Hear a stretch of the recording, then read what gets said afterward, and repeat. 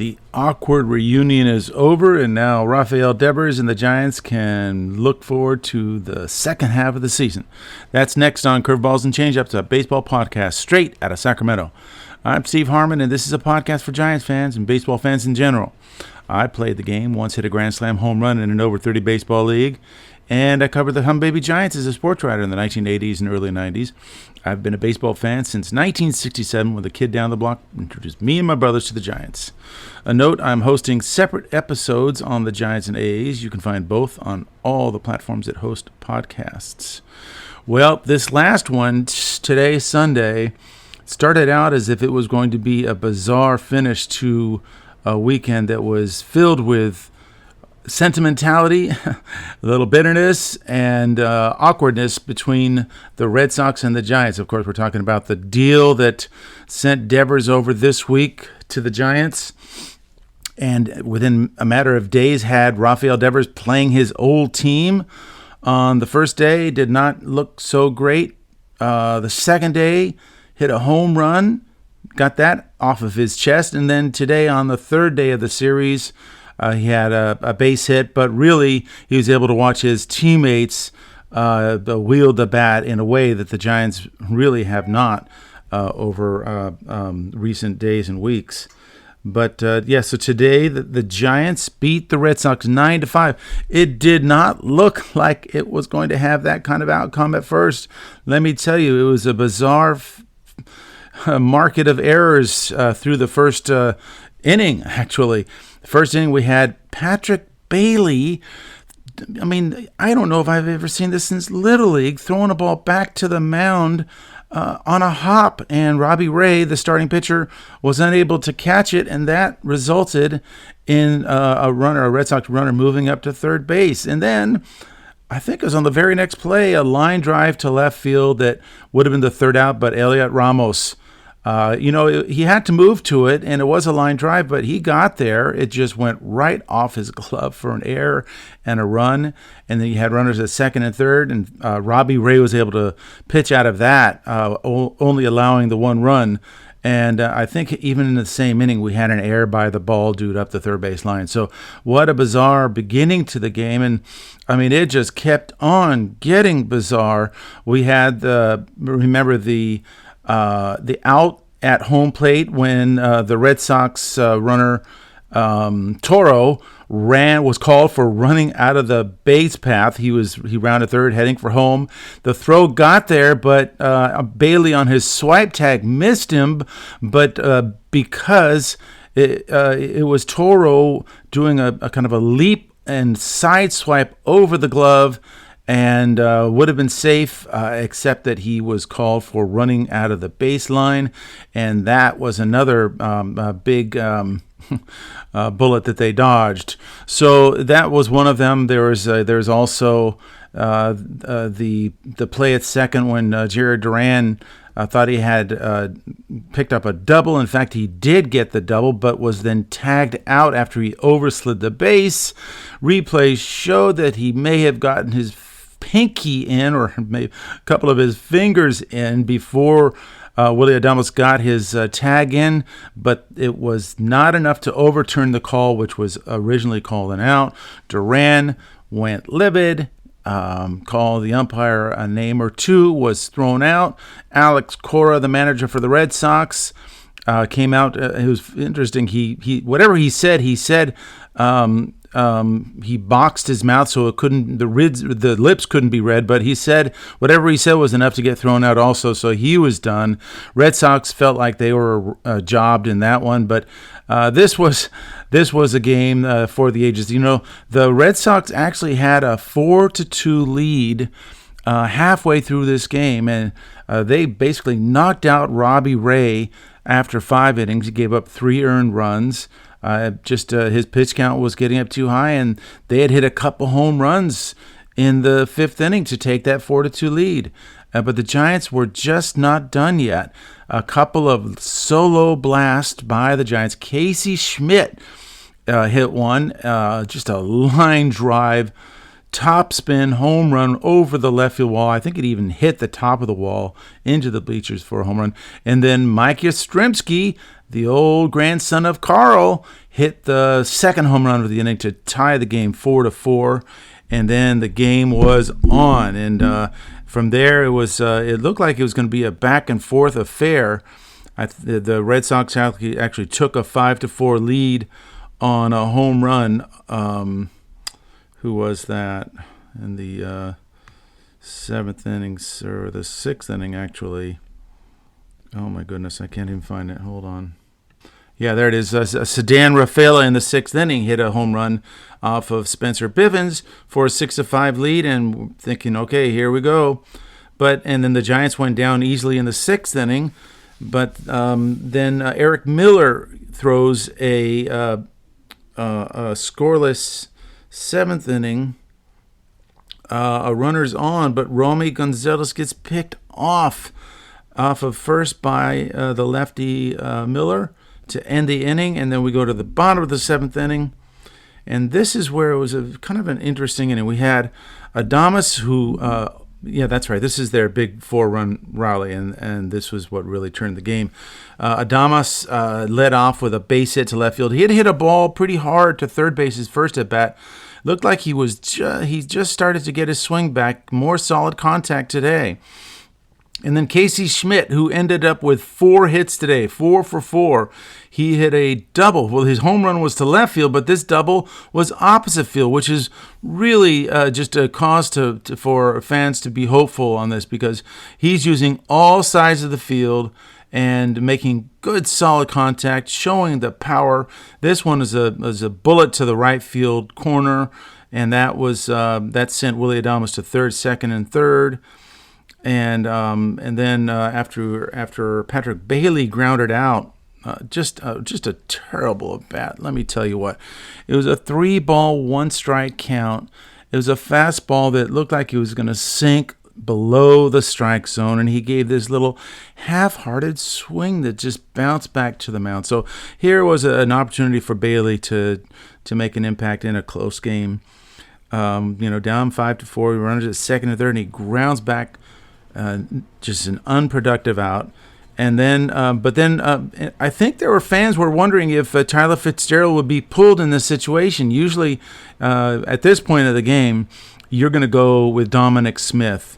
But Bob Melvin had one thing in mind, and that was to use Tyler Fitzgerald's skills as a bunter, and he came through with a beautiful safety squeeze that brought home Adames to tie the game 5-5. That was 2 outs then, so it's 2 outs, runner on third, and it looked like that was going to be it when Yastrzemski hit a line drive to second base, but Romy Gonzalez was unable to catch it. He he was trying to catch it to the side, but some players thought maybe it knuckled on him. Bob Melvin thought it maybe it knuckled on him. It was hit hard for sure, but that was a catchable line drive. The Red Sox are the worst team on defense in the major leagues, and that showed, throughout the series. But that cost them. That was a run that gave the Giants a 6-5 lead. And then, but it wasn't over then. Rafael Devers came up, got a base hit to keep the rally alive, Yastrzemski to second. And then Ramos hit a double again to right field, another beautiful opposite field piece of hitting to drive in 2 runs and give the Giants an 8-5 lead, which really was the big blow of the game. And let me see here. Yeah, I wanted to go back to the third inning because there was another big hit by Ramos. Ramos ended up with 4 ribbies on the day. And, remember, he had that error in the first inning, and you could see he took it hard. And Mike Yastrzemski talked about it afterwards, about how he told him, look, I've made every mistake you can ever make in a game, and I know you have the ability to bounce back. You've got a lot of opportunities left in this game to make a difference. And Yastrzemski said that you could see Ramos locked in, and you could see he was determined to make up for that error. And sure enough, in the bottom of the third inning, we had Casey Schmidt, who started the inning off with a line drive single to left field. Excuse me, I have to get my cat. It's trying to scratch its way into my room. 1 second. Yeah, that was Finnegan. Finnegan loves to join me in my baseball room, and we hang out here a lot. So the door was closed, so he was meowing to get in. So, yes, back to the third inning. Casey Schmidt with a beautiful swing for a base hit in the third inning to start off the rally. Bailey hits a pop-up that looks like the third baseman was going to catch, but Jaron Duran ran into him, and they dropped the ball. So they had runners at first and second. Tyler Fitzgerald, once again, using his bunting skills, bunted them over to second and third with one out. And then, once again, it looked like the Giants were going to run out of opportunities when Yastrzemski grounded out to first baseman for the out with no advancement. It was hit hard, but right to Abraham Toro for the out, and that was 2 outs, runners in second and third. But Rafael Devers was up, and this was going to be the big moment. But it turns out that he wound up, when he started off the at-bat, no balls and 2 strikes. And they were going at him, all series long. You could see they knew exactly what the book was on him, and that was fastballs up and in. I think they know the psychology. They know that he wanted to do damage. They know that his ego lives up there, and so. But they also know that that's where his weakness is, and that's where they went after him. But after getting ahead of him, 0-2. Devers was able to work the count to 3 balls and 2 strikes, fouled off a pitch or 2. And then, just as we were going to see the payoff pitch, a lot of drama. I was listening to the Red Sox radio broadcast at the time with Will Fleming, Dave's brother, going at it. And immediately when Devers comes up, Will Fleming said, no, we have to walk him. There's no way we should pitch to him. And then Lou Morlone walked him off of that ledge and told him, no, we want to go after him. We know his weaknesses. And Will Fleming was kind of talked into it. But in the end, the starting pitcher, Lucas Giolito, wound up letting the time run out.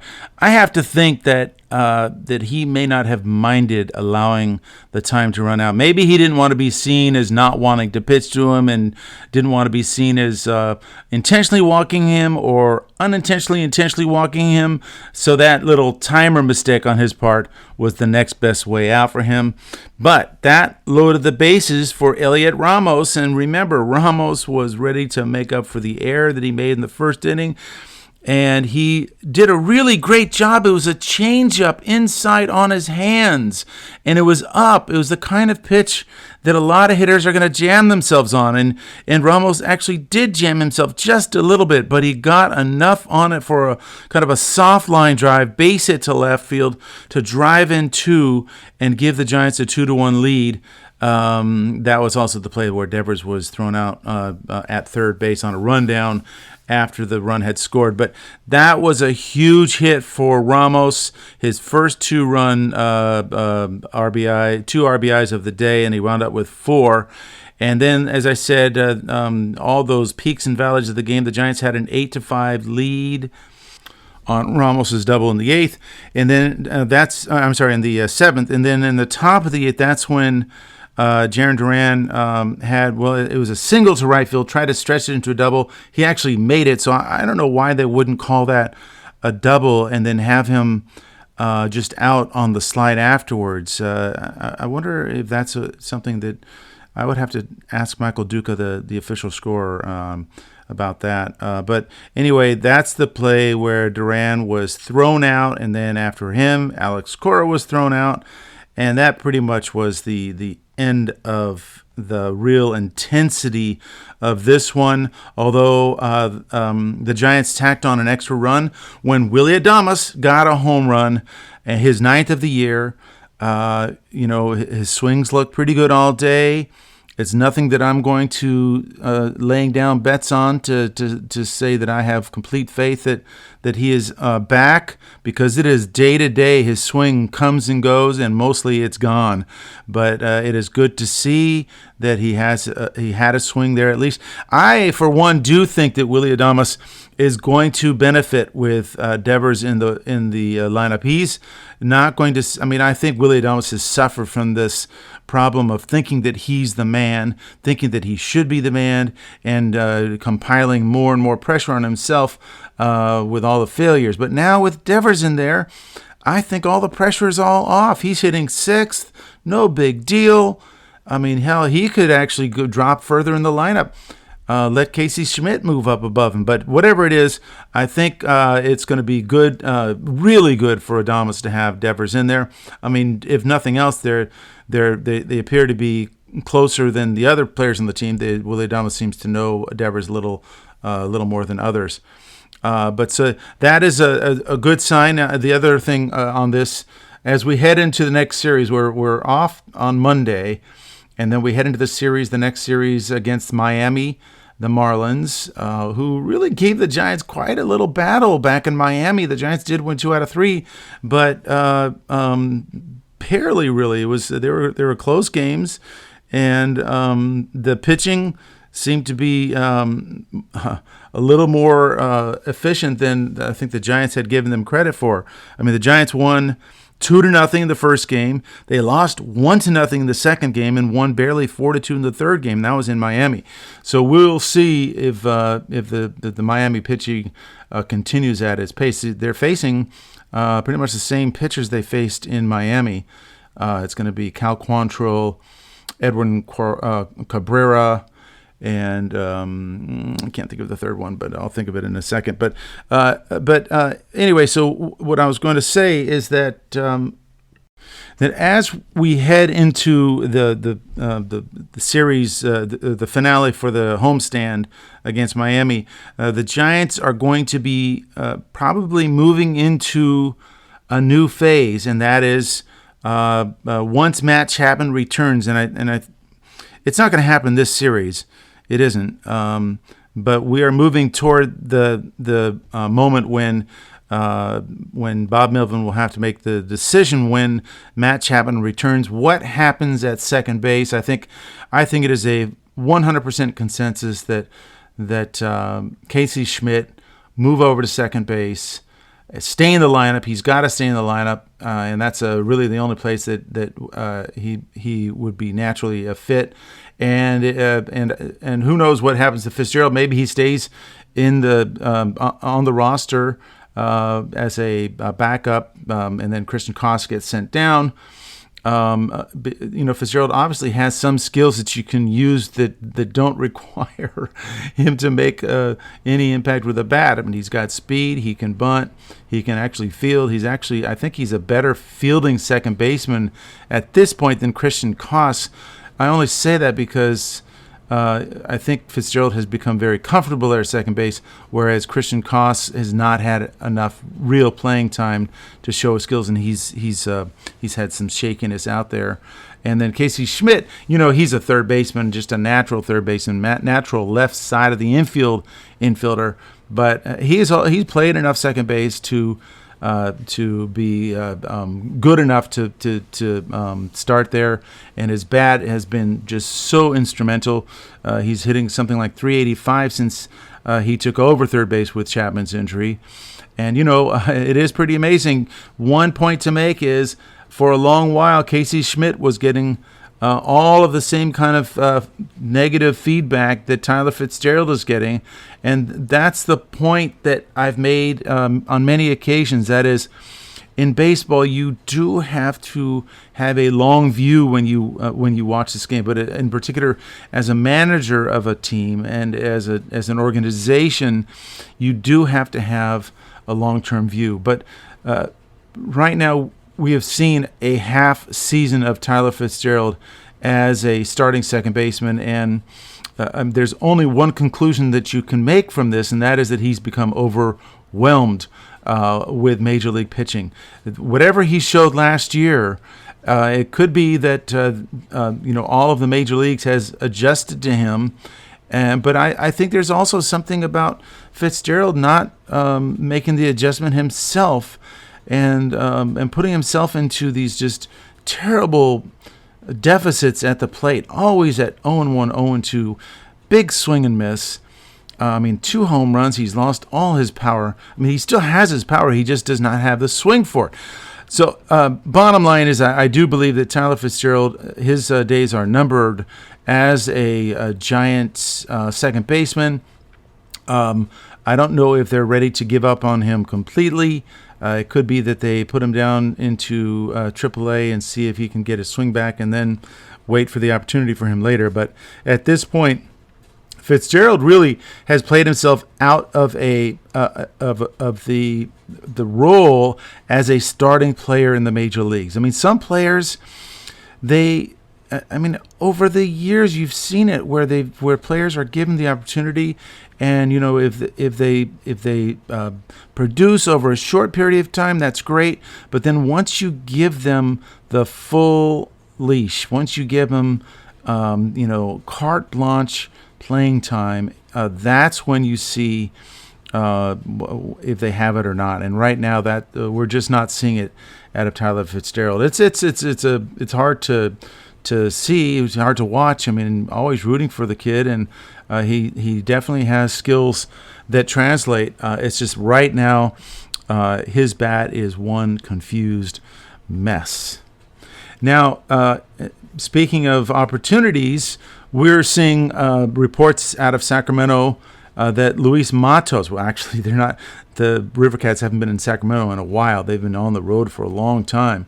But Luis Matos is just burning up AAA right now. He's finally got an opportunity to play regularly. When he was up, when he made the roster earlier the year, it wasn't a great situation for him because he was not given any real playing opportunity. So whatever playing opportunity he had carried that much more pressure on him, and so he wound up hitting 167 in like 75 at bats. He did show a little pop toward the end. In fact, hit a home run in his last game before being set down in favor of Gerard Encarnacion, who has wound up really being kind of a nothing on the roster at this point.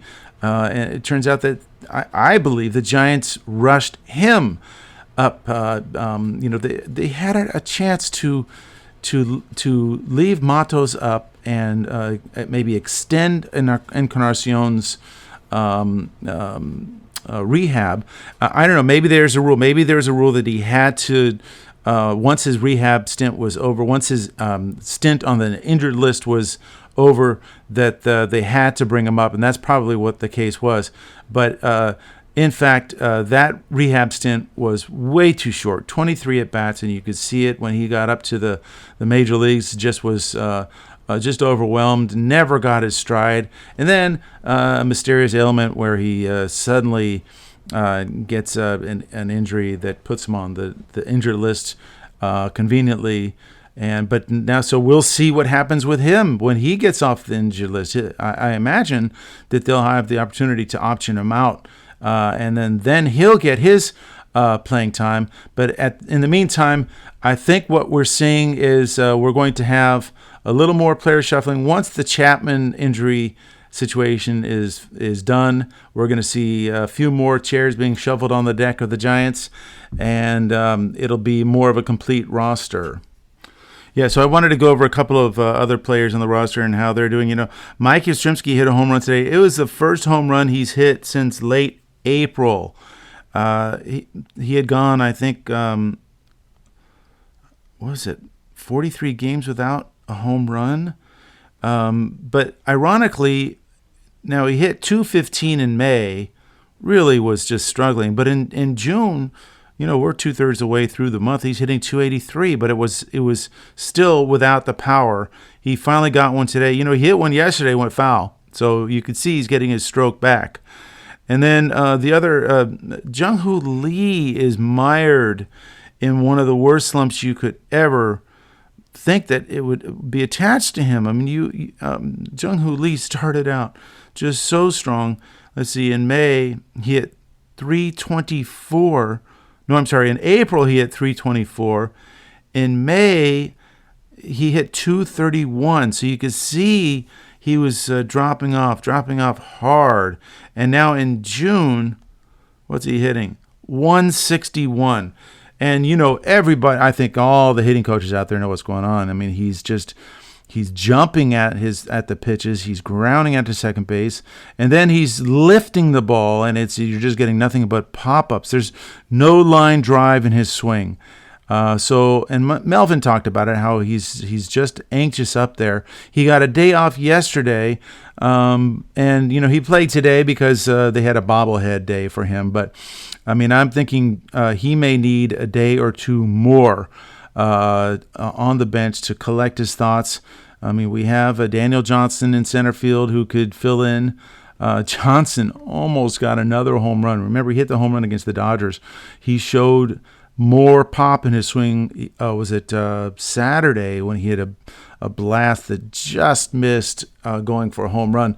But he's a good center fielder, and he's also, I mean, if he can kind of retire the idea of being a power hitter. I mean, he can go ahead and connect for power accidentally, but he needs to focus on using his speed and driving the ball the other way if he's going to. I'm talking about Daniel Johnson. If he's going to do to be able to stay in the lineup as Jung-Hoo Lee rests, which I believe is necessary. Now, I have one stat here that I don't know if too many fans were aware of, but we got Rafael Devers when he was in the midst of a slump. I mean, he came in, of course, touted as one of the best players in baseball, having one of the best seasons in the major leagues, and that wasn't quite true. I mean, yes, he had a 401 batting on base percentage, right? And yes, he had 15 home runs and 53 ribbies. That is great. Those numbers are great. But he had dropped down to 272. He had hit a kind of a peak of 302 in mid-May or so, but he was 14 for 74 in his last, I think, 19 games or so with the Red Sox. That's a 189 batting average when he was in the midst of that when he was traded to the Giants. And he's only gone 5 for 23 since he joined the Giants. So in his last 26 games, he's hitting 196. That's 19 for 97. Now, I'm telling you this just to let you know that, if you see some swing and miss in his swing right now, if you see a little bit, if you're not seeing what you're expecting out of Devers, it's because he's in the midst of a slump. So, and it's not a big slump. It's not who Devers is. So we're going to see more. We are going to see the real Devers at some point. Right now, he just needs to get out of it. Now, the other thing with him is that he came over with a little bit of a groin injury. And that's a thing that the Giants, they better be on the up and up on this, and they better not let Devers push it, because that's the kind of injury that could lay him up for weeks if he aggravates it terribly. So, and today you could see he scored from first base on I think it was Ramos's double to right field, and he looked like he was running pretty good, but I have to tell you that every single step rounding third and heading for home, I was worried to death that those could be his last steps for a while. So, they say it's just a minor tweak, but those kinds of injuries can come back and really bite you if you're not careful. And that's why you're not seeing him take as many ground balls at first base before games these days. We saw some reports that he was taking some ground balls, but in the last couple of days he's not been. So that's something to watch out for. Hopefully the Giants are extra precautionary on that. They make sure that if he's got any issues, they have to back off and give it a chance to rest. All right. So now just to really quickly look at the next part of the schedule. The Giants do have, like I said, the Miami Marlins coming into town to finish off this homestand on Tuesday, Wednesday, and Thursday.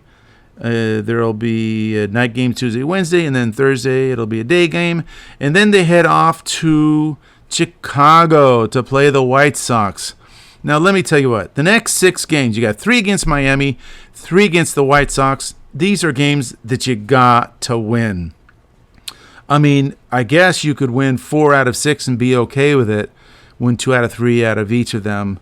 But you need to, I mean, really, these are the kinds of games that you have to win. These are the kinds of games where you build winning streaks on. You got to do it. So we shall see how they do it. So they're going to finish up with Miami at home, the White Sox on Friday, Saturday, and Sunday. And then they go straight from Chicago to Arizona for a Monday game. So we're talking about a full week ahead of time here.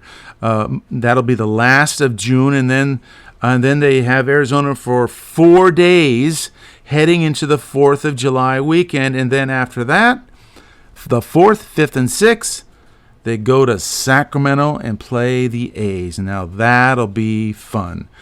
All right, so that's the thing that we'll be looking forward to. And let me just say, the Devers era is something to watch. I think the Giants have new fire in the belly. This could be a real turning point. We're coming on the end of the first half of the season. The Giants are 10 games over 500 now. They need to probably get another maybe 11 or 12 games over 500 by the end of the half, so they can shoot for, if you want to kind of extrapolate to the second half, they would be 20 to 24 games over 500 by the end of the season. Okay, that's all I have for today. Thank you for tuning in to Sacramento's Curveballs and Changeups with me, your host, Steve Harmon. You can find Sacramento's Best Baseball Podcast on Apple Tunes, Spotify, Amazon Music, iHeartRadio, YouTube, Odyssey, the podcast app, and wherever else you can listen to podcasts. Please hit the subscribe button so you can get notified when my next podcast is up. I'm also on Twitter, or what some call X, and Threads, and post my episodes there. If you see it there, please retweet or repost and tell your friends. It would be great to grow our baseball-loving community. Okay, until next time, lay off the slider, low and away.